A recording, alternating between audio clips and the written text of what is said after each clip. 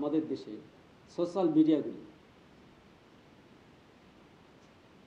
এমন অবস্থা করে ফেলছে যে এখানে ব্ল্যাকমেলিং থেকে শুরু করে মানে সকল ধরনের অপরাধ সংঘটিত হয়।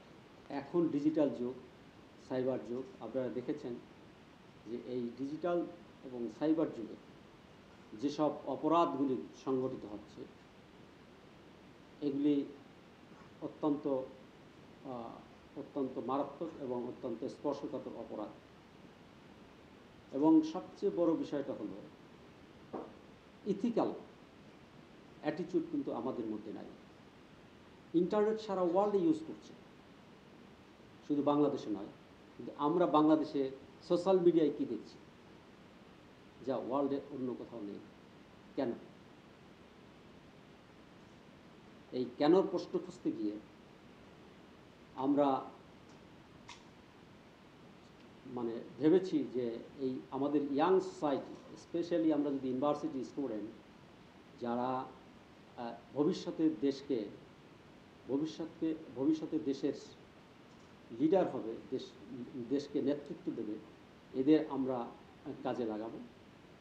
কারণ এদের যদি সচেতন করা যায়, এদের মাধ্যমে আরও শত শত ইয়াং সোসাইটি, যুব সমাজ, কিশোর সমাজ এরা সচেতন হবে।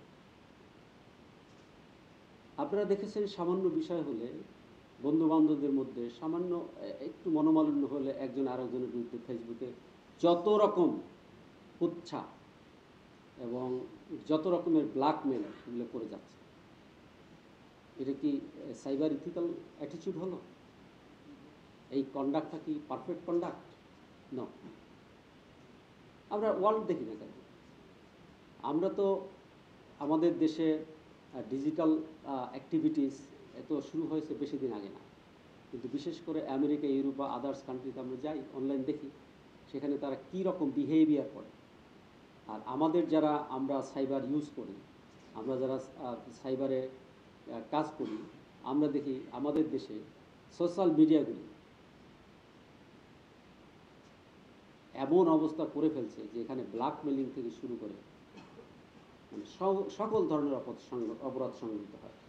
এই কারণেই আমার যে টার্গেট, যে বিশেষ করে সকল ইউনিভার্সিটির স্টুডেন্টদের আমি অ্যাওয়ারনেস প্রোগ্রাম করব, এবং এই স্টুডেন্টরাই আমাদের হাতিয়ার হিসাবে, তারাই আরও তাদের যেসব সহপাঠীরা আসতে পারেনি তাদের নিয়ে যে এখানে যে বিষয়গুলি আলাপ আলোচনা হয়েছে তাদের সচেতন করবে, এবং সার্বিকভাবে এটা জিওমেট্রিক রেটে যদি চারিদিকে স্প্রেড হয় তাহলে এটা একটা বহুল ব্যাপকতা পাবে, বহুল প্রচারিত হবে।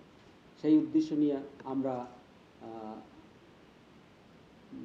Student engagement combat cyber crime একটা সেমিনার করেছি এবং সাকসেসফুলি আমরা সেমিনারটা করেছি। সেই সেমিনারে ঢাকা ইউনিভার্সিটি, বুয়েট, জগন্নাথ ইউনিভার্সিটি সহ টোটাল 8টা ইউনিভার্সিটির পার্টিসিপেন্ট ছিলেন।